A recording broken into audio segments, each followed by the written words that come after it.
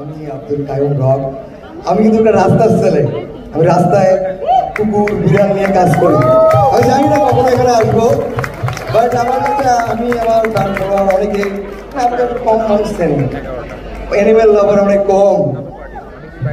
যারা অ্যানিমেল ভালোবাসেন তারা একটা রিকোয়েস্ট, আপনার প্রত্যেকদিন 10 টাকা করে খাওয়াবেন একটা কুকুরকে।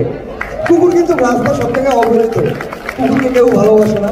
মানে 50% ধরেন যে রাস্তা লাথি মারে, জুতা মারে, বৃষ্টিতে তাদের জায়গা দেয় না।